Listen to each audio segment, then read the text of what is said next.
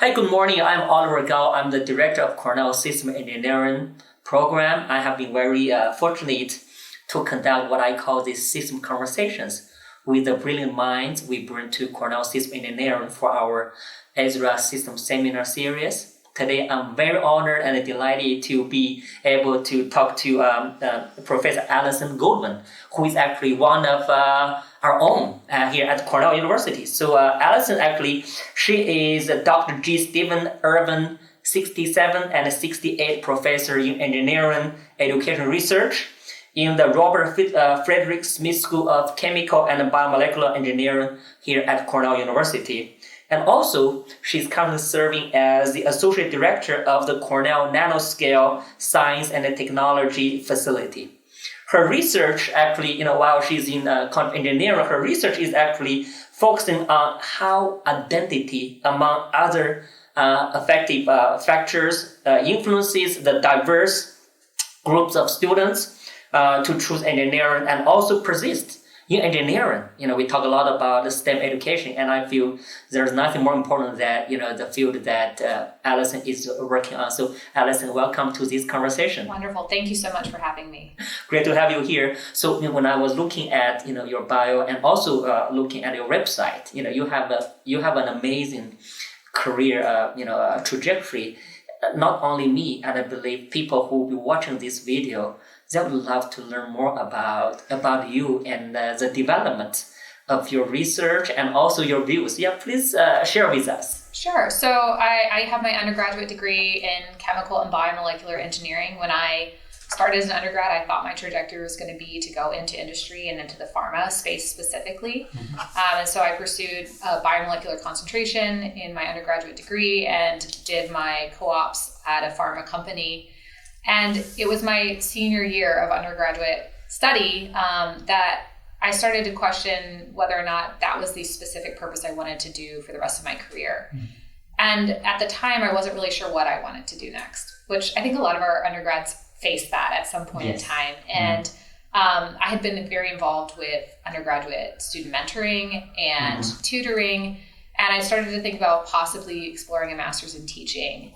But teaching at the K-12 level is not a non-challenging job experience. Mm-hmm. And some of the things that came along with that were not as attractive to me. And so I still wasn't sure what I wanted to do. And it ended up being maybe a bit of a serendipitous email from my faculty advisor that let me know about a graduate research assistantship that someone was recruiting for, looking at sustainability topics as a route to potentially increase women's interest and pathways in engineering. Mm-hmm. And also let me know that Clemson had just gotten approved an engineering and science education Ph.D. program. And this at the time was kind of novel and revolutionary. It was the fourth Ph.D. program established in the United States. The first ones were established in 2004, if that gives you an idea of kind of the history of the field, and I'm happy to talk about that more. But it was the first interdisciplinary engineering and science, broadly, PhD program. Mm-hmm. And I looked at that, I contacted the PI and started to explore what engineering education could offer. Mm-hmm. And it seemed like a really interesting space to be in and a good fit. And I'll admit, I went into that thinking I was going to be a teaching-focused faculty member. And about a year into my PhD, I fell in love with the opportunity to do research and ask novel questions about education systems and how we can shape them for the better to broaden who shows up to engineering, how we educate our students, and where they go in the future. Wonderful. Thank you, Allison. So you see that you and I we're both in the engineering college. Actually, we recruit faculty members every year, and we pick the best mind, and most of, and as you imagine, they're very good researchers, and because when they came here, they give a talk about their research. Of course, we look at their talk, look at how they perform as a teacher. But you and I, we know honestly, we look at people's research a lot. So as a result, people we recruit and we bring here, they are not necessarily, including myself, are not necessarily the best educators, like the teachers. So in that sense, and your work is about engineering education research. Right. So tell us more about first, engineering education, and second, engineering education research. What is it about? Sure. So I think of engineering education very broadly. We have engineering now baked into the standards for K-12 education. In 2014, the U.S. initiated the Next Generation Science Standards. Not every state has taken those up exactly as the federal government put them forward, but many have. And so engineering is now a part of kindergarten all the way through 12th grade as a part of integrated science and math teaching and expectations for students. And so when I say engineering education, I don't just mean the 4 years of undergrad or master's degree or PhDs that we often think of when we hear engineering ed.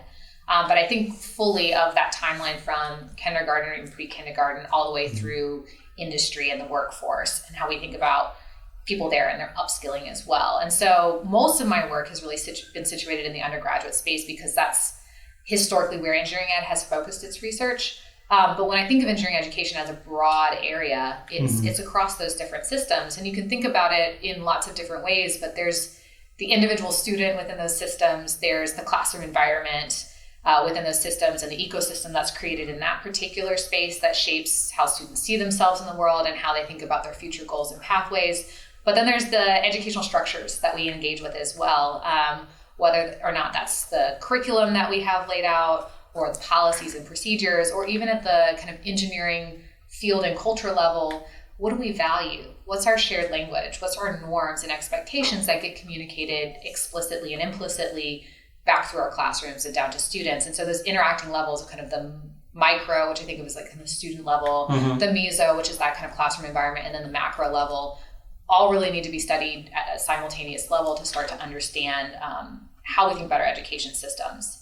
And it's interesting you point out, right, that folks who enter engineering education at the undergrad and grad level, who are in charge of creating those classroom environments, often aren't trained in the research basis for engineering education. And I think it's a really exciting opportunity here at Cornell that the College of Engineering and Systems Engineering, or Systems program, has decided to invest in hiring people in this space, because it brings opportunities not to just generate new knowledge about our education systems and how to improve them, but engage our larger community in applying those research findings into our practice.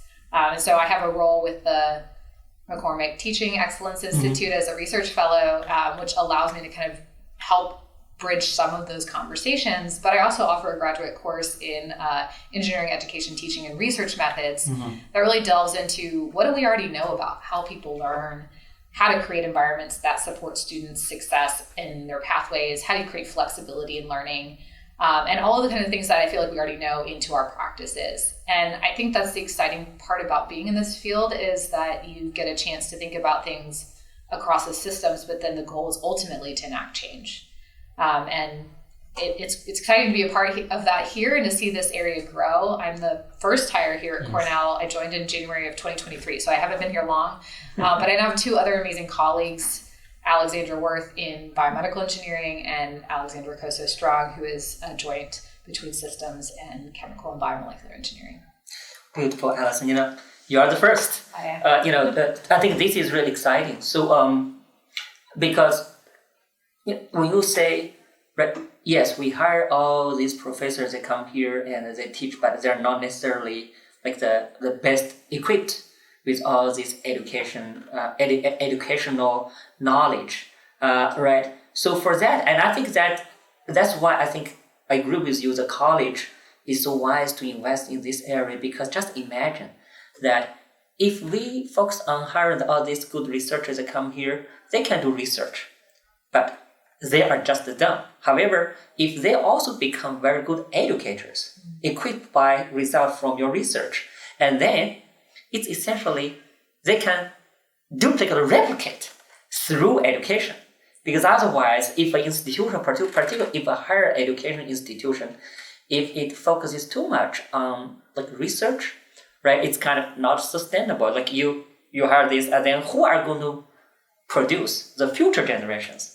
Right, I think that's really good. So in terms of that, so I think, Allison, you mentioned three words, micro, meso, and macro. I like it a lot. So it's really, for example, for me, my research is in transportation and air quality. And I know why I am doing this, because there's all this global climate change or health challenge.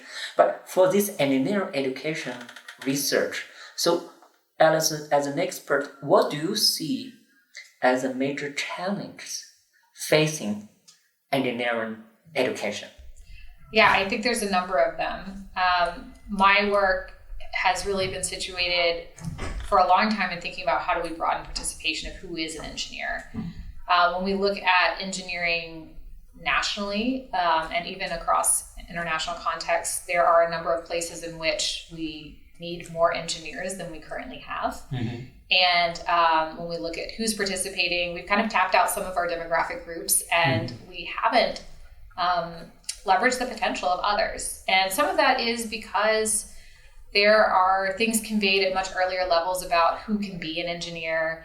What does it mean to be an engineer? Stereotypes about engineers as innately brilliant, and you have to be great at math and science, and hard work can't change your ability to get there. Mm-hmm. But also just we look at some even popular culture references, things like the Big Bang Theory, and how scientists and engineers are represented there.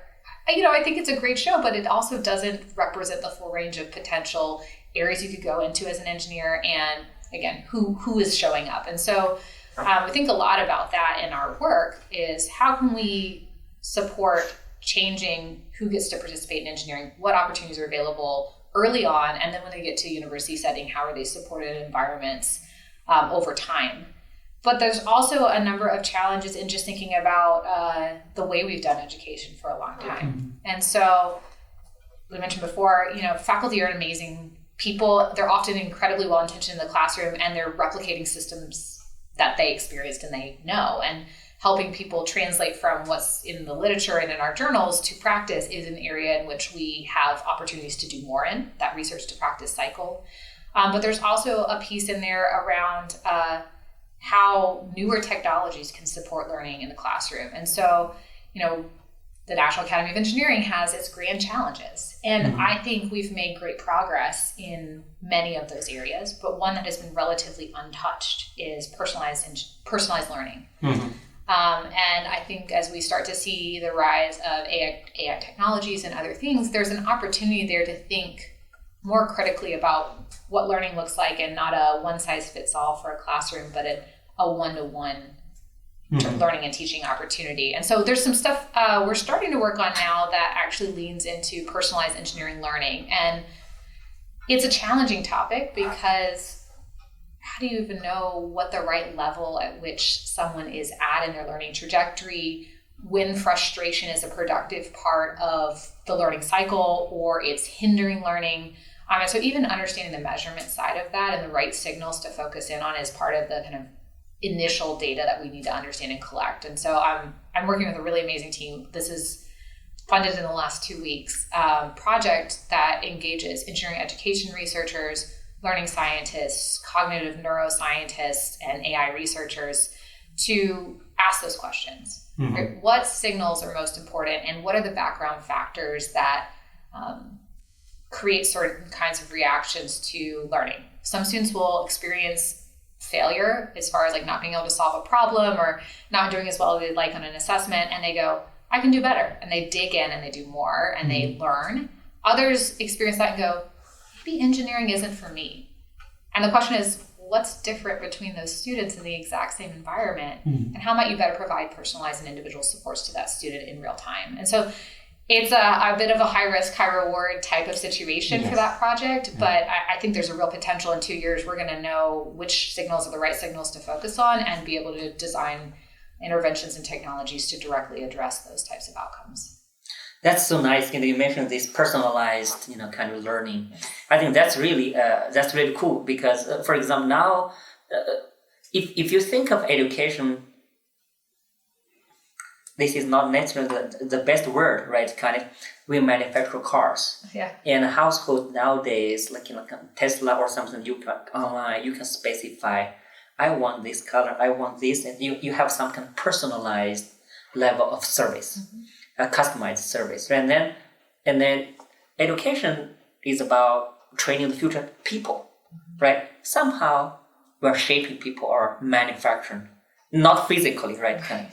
The future generations. And I think if we can make it more personalized, it's not only a way for the receivers of education to be, more, they will benefit more, but also another sense is that when we personalize it, because a lot of times this education, when we go teach a course, this curriculum and course materials are prepared for, right, assuming the students are the same, they come with all this preparation, but in the real world, they're not. So what I'm trying to say is that this personalized education or learning not only making it more efficient to get the knowledge to the student, and also I think it'll get the most potential out. That's exactly right. Of the students. Right, and when someone is ahead or behind where the average point to which you're teaching is at,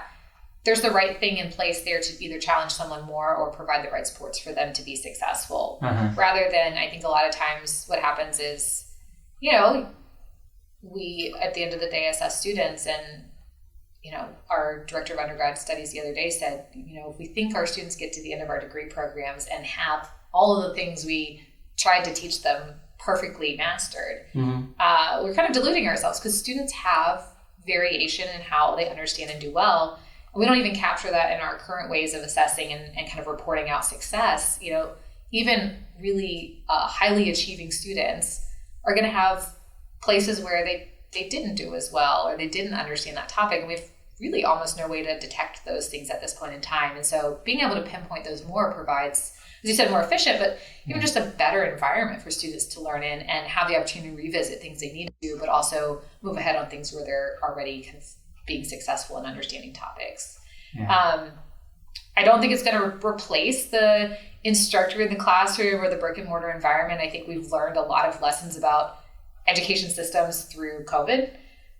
You've seen the impacts of that on student learning and the need for community. And I think it's also forced us broadly, not just engineering education researchers, but the engineering education community globally, to embrace technological approaches and innovative ways of thinking about engaging folks physically and afar in the way that we do education, which is a good thing. And I think systems has been ahead of that curve and was probably very well prepared for that transition compared to other places that had relied solely on very traditional in the classroom chalk and lecture style teaching. So it's an opportunity space that's been a recent opening that we can go through and explore. I agree with you very much, Allison. So speaking of that, I always wanted to ask people a question about, in particular, I think post-pandemic, it got me start thinking, and I was asking, so what is really higher education delivering to the student? So because during the pandemic, in all the courses they're online, and we know that actually, so there are some online courses, their level of design and their level of delivery, and I bet they can be better than the lectures given by many Ivy League university professors. Right. So which means that the student, they can get those kind of knowledge from online courses for free. And then why? But the interesting good thing is that post-pandemic, we still saw students coming back to campus, and campuses are still vibrant. So what, in your view, Allison, you think the real value and the real lasting value that higher education that we really offer to the students? Yeah, that's a very big and loaded question, yes, right? This is something that I think is a national part or a national scale of the conversation, right? What is the value of higher ed? And it's been, I feel like almost everywhere people are asking that question, especially as increasing costs occur with the price of education. So, I mean, I think to me, what I took away from it, I'll speak for just me, yes, is my work really leans into what I would call the psychosocial factors of education, right? What is happening in the ways in which you see yourself in the world and what you can be and who you can become. How are you motivated to pursue choices and goals that are aligned with that internal sense of self? and how does that shape spaces of belonging? And you might say, well, Allison, that sounds like really interesting, but kind of out there. Like, how does it actually apply to engineering education? And the interesting thing is that those underlying factors that are shaped by environments of education have a huge impact on the outcomes that students have. Their academic success, their well-being, their career satisfaction, and a number of other really important outcomes we care about. And so you can create environments very intentionally to support those things, both online and in person. But I think it naturally happens unintentionally much more easily in an in-person setting. And so I think that's the intangibles that everyone couldn't put their finger quite on during the pandemic of what was missing. Content you can even get it much more personalized in an online environment, but all of the other things about the social environment that are just part of the brick and mortar campus, I think is a big part.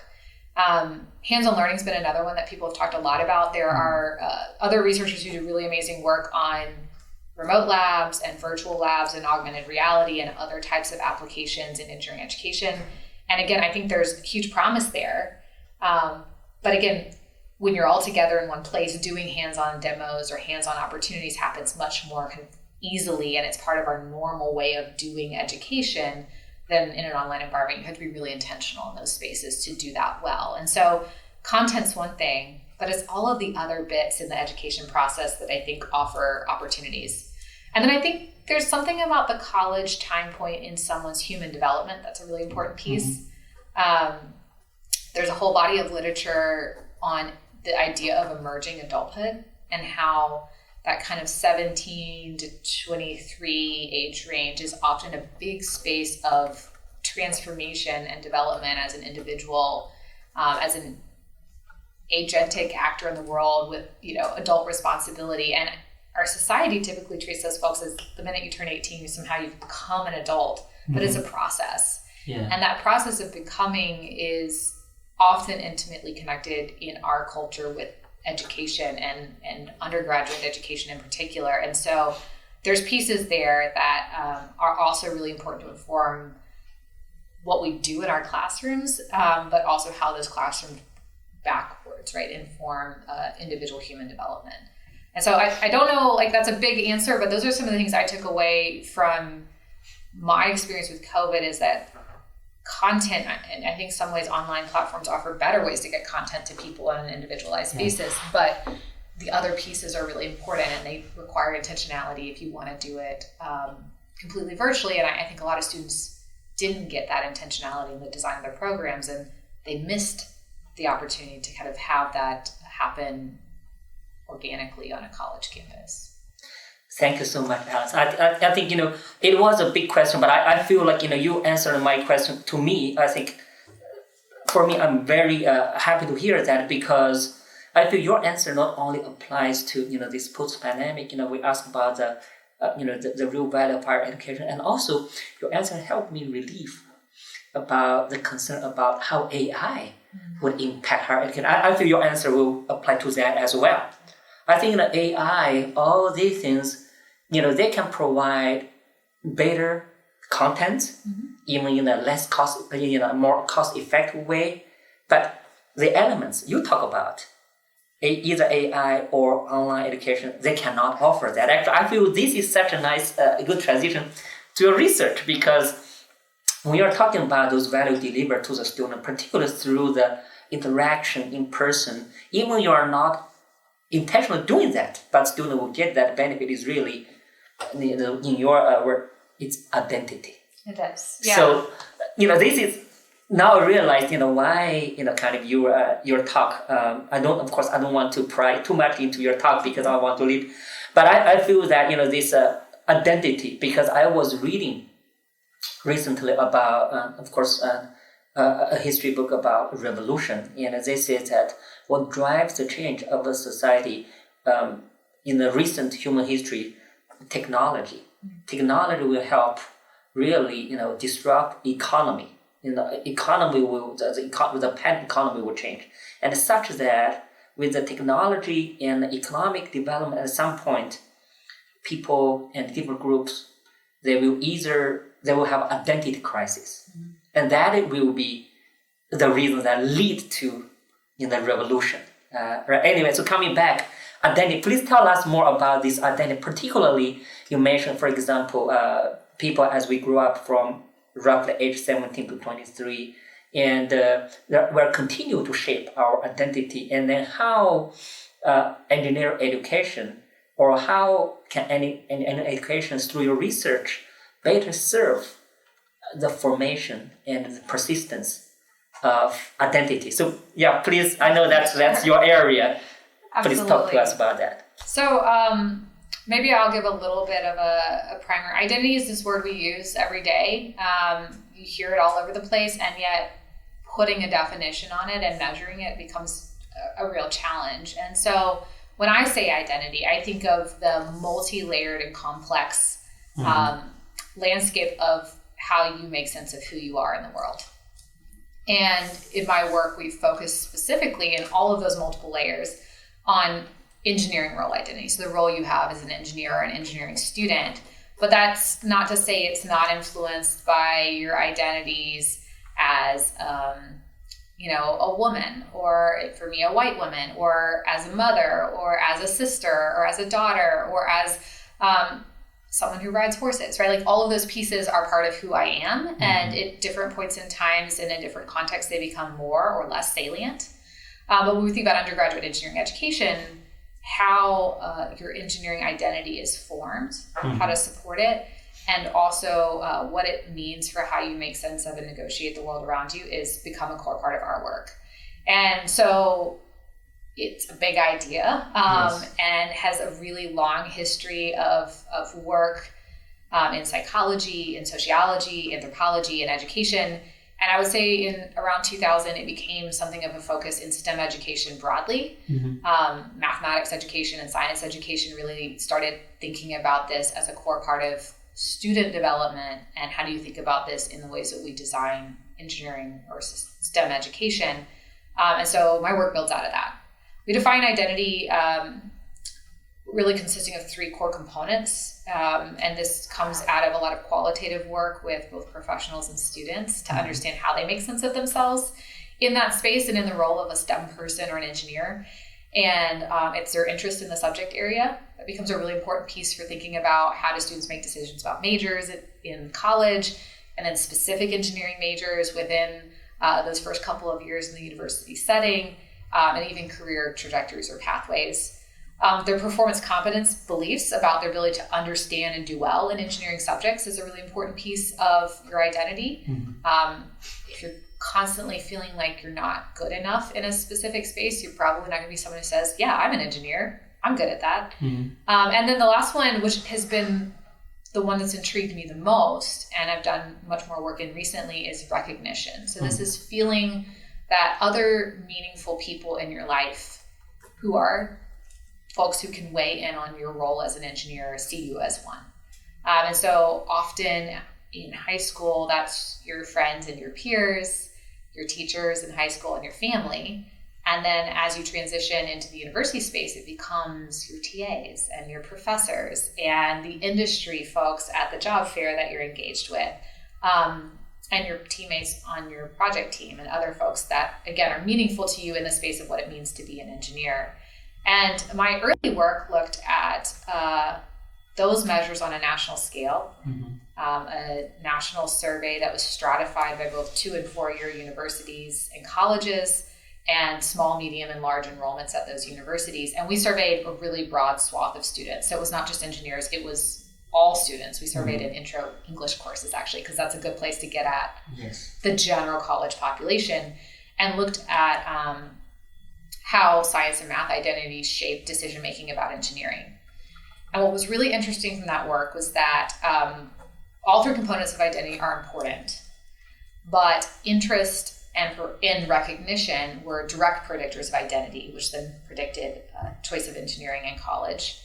But performance competence was fully mediated by those two, which means there wasn't a direct path to the identity outcome. And when we think about that, it means believing that you're good at or able to understand something for early career students isn't a sufficient condition for seeing yourself as a science person or a math person and then ultimately choosing engineering, the interest component's really important for that, and the recognition one. When we looked at the effect sizes on that, the recognition effect sizes were almost double that of interest. Wow. And I found that particularly fascinating. That's why I say recognition's really fascinated me over time, because so much of what we do for outreach and trying to get students to think of engineering as their next step is focused on interest or skill development. And those are important things. Like, we shouldn't stop doing them. But we've often ignored that piece of recognition of how do you give people authentic opportunities for people around them to see them as an engineer and to recognize them in that way. And so more recently, we've been thinking a lot about what are recognition experiences and for whom are they important, and what are the sources of those, and can we be intentional about creating those recognition experiences in our engineering environments. And as we're even thinking about some of this personalized engineering learning work, recognition to me is something I'm like, okay, we've got to figure out how to provide those pieces in those moments. And you could probably also think of a time in your life where you've had a negative recognition or a misrecognition experience as well, where somebody who was important to you said something that struck you as like, oh, they don't think I'm a good engineer, a good engineering student. That also can positively or negatively impact your own identity.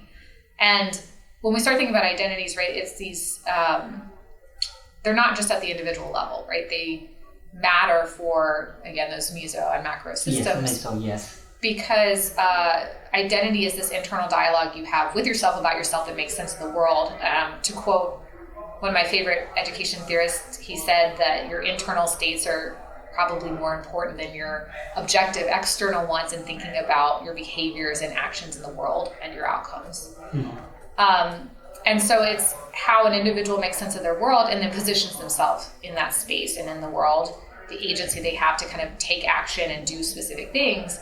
But then there's all these things outside of themselves, other people, policies, procedures, norms, values that either constrain or enable that identity. And so it's a dynamic interplay between what I think about myself and what I put out into the world, and then how the world reacts to me and how I then interpret that meaning back into myself, that ultimately then has a lot of impacts on things like recruitment, retention, academic success, a number of other really important outcomes. And so kind of looking across those pieces of how do you get at what's going on in somebody's head, that's challenging enough.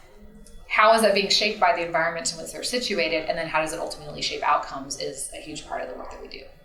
Yeah, that's wonderful. I think, and also, like how you measure those things, and in your research, you even designed, methodologies and tools to quantify exactly those things. Right. I mean, a lot of identity work, importantly, has talked to people, but a lot of identity is something that's maybe even not examined, right? Like, we often don't sit around thinking about, like, how do I see myself in the world, and do I really think I'm an engineer?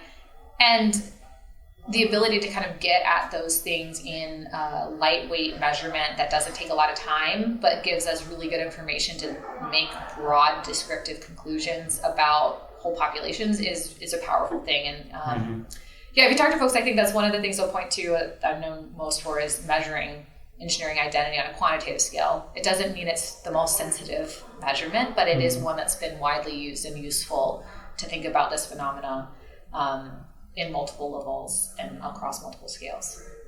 This is great, because I think to me, I seldom think things like the way, especially like when I'm teaching, I'm thinking more about, okay, how can I show the student to solve this differential equation? However, it's a one-way thinking. While I'm thinking, but I don't really know what's going on the student side in their mind. Right? It's kind of, I was teaching, but did I achieve my goal of teaching? I don't know. Right. So I think it's really, so Allison, I think with this, this identity, and I think as you said, actually, you mentioned the impact of recognition. And I agree with you, and I hope, and even as we raise our own children, like how can we recognize them more, and for them to feel. And you said that it even has like double effect, 2 times higher. For early career students, I think it matters most what we're seeing kind of at the undergraduate level when you first start as an undergrad, or even a starting graduate student or a starting faculty member, when you're kind of uncertain of your place Yes. and you're developing that identity in those moments, it's really important. And we look at like later career undergrad students who've kind of said, oh yeah, I'm an engineer. I'm 3 or 4 years in. I have a plan for where I'm going. It's less important. And then your beliefs about your ability to understand and do well become more salient or more important. And so there's a temporal component here that is fascinating to watch change over time as well. And so, but at high uncertainty moments where you're trying to figure out your place and your position, recognition becomes an incredibly important piece. Yes. Yeah. Yes. That's fascinating. So, Allison, as you said, it's kind of Cornell Engineering. We now have you, Alex, and the other 2 Alexes. Yeah. Right. So, this is really exciting for you. And so, what is your vision, or what is your goal? So, for example, of course, on one hand, you're going to push your engineering education research, right. But on the other hand, of course, I don't think people are going to hold these things, for it to be accounting for that. But what is your goal? Like, what would be a feasible or reasonable goal you would like to achieve in a few years? Because I feel this is so precious, right? Not many engineering colleges, they have the fortune to have people like you and the 2 Alexes. So what from your point of view, what's your goal, and even some approaches you have in mind? Sure. Yeah. So I think one of the things that attracted me to Cornell was the opportunity to really make significant change. So like you said, I have my fundamental engineering research. I can keep doing that, keep publishing in my journals. Mm-hmm. But that, I talked about it earlier, that translation of research to practice and an opportunity to do that somewhere that embraces that is very interesting and an exciting opportunity. And so, I'm in CBE here, Chemical and Biomolecular Engineering, and those faculty are amazing. I mean, that's a huge reason why I'm here is those faculty. Mm-hmm. And I see a huge opportunity to not just incrementally rethink the way we do engineering education, but dramatically rethink it. And we're working through the details of that right now, actually, and working on a proposal to look at it. And I think in 5 years, if we're successful, that building will look completely different on the inside, and the way we do education will look completely different. That's the legacy at the end of the day I decided I wanted to do with my career. I mean, I could, again, publish a lot of journal papers, which I think are important too, but that ultimately was what kind of got me out of bed in the morning, what I'm excited about. And then in my other role with CNF, my job is heavily focused on workforce development and broadening access to opportunities, across the lifespan of engineering education. And it's a bit of a once in a maybe lifetime or even a century opportunity right now with the CHIPS and Science Act to think really big about how do we do that for the semiconductor industry specifically, but I think it has implications for a lot of other spaces as well. And so not just thinking about kind of our students here at Cornell, but looking outside of Cornell and having impact there as well. And so for me, it's really about how does this fundamental work translate to real impact, and then how do we measure it? Because we're engineers. We want to know not only what we do is going to have meaning, but we want to know with data that it actually has. And so that's the other side of it that I feel like I have an opportunity to bring is the measurement work to that space as well. That's so nice. So from that, I got one word: engine. You'll be the engine. So because I think it's really because I think for the significant change, because I think this change will be so fundamental to benefit the society, because education is so fundamental, and then you are doing something to drive the change. In education. And change is so hard. I mean, it's a systems problem, right? That's the part that excites me, challenges me, keeps me up at night, because change inevitably involves people. Yes. And it's not just the actions you take, but the building that shared vision that is so important. And that's where I think, again, this blend of engineering and social science is such a good way to tackle it, because you have to think about those layered pieces in change as well. That micro, meso, macro applies to change as much as it does to the fundamental research on individual development. Mm-hmm. Wonderful. So I think we're getting probably closer to the end of our conversation. So I have 2 remaining questions. After the first one, I usually end our conversation, with really kind of education and teaching focused. So here I would like to ask you, and particularly, I think, so Allison, kind of with you working on this engineering education research, this video we posted on YouTube. Hopefully, many people will watch that. What would you say to your colleagues, engineering educators, not just here at Cornell, but even across the world, and even not only limited to engineering educators, but what would you say to your colleagues and peers who are educators? So what would you say to them? I think I would ask folks to approach education the same way you would approach any of your research endeavors. We want to understand deeply the things we're studying, to create and design plans for addressing them, and then we carefully implement and test and gather data to see is it working, and if it isn't, we adjust. And I think that approach to education is really essential. And again, I think it's one of those things where folks are really well intentioned. No one's walking into a classroom thinking, I'm going to do a bad job at teaching today. But I think that care and systematic approach and measurement is such an essential part of thinking about how to improve. And I'd like us to nationally and at Cornell embrace that approach to thinking about teaching and learning. That's wonderful. And I think because you can approach education at the minimum the same way as we approach our research, right? Including passion, right? The passion for research, the passion for education, and then of course there's scientific method to approach education as we approach research. I think that's a beautiful statement. Then what would you say to our students? That's also a great question. I think to students, I would say find ways to position yourself for opportunities to foster your interests and around people who recognize you for your work and who help support you in thinking about how to understand and do well at the things you care deeply about. And so it's not all on the students to put themselves in the spaces to be recognized and supported in their identity development. But maybe knowing some of those pieces that are really important can help you find environments that are going to be really supportive for your trajectories and careers. Beautiful. Yeah, because I feel that actually, the human growth is essentially discover oneself. And I think you are talking about finding yourself and position yourself. I think that's beautiful. So I think we're all set. Great. Thank you very much. Thank you, Allison. It's a great pleasure to talk to you. Same. Yes.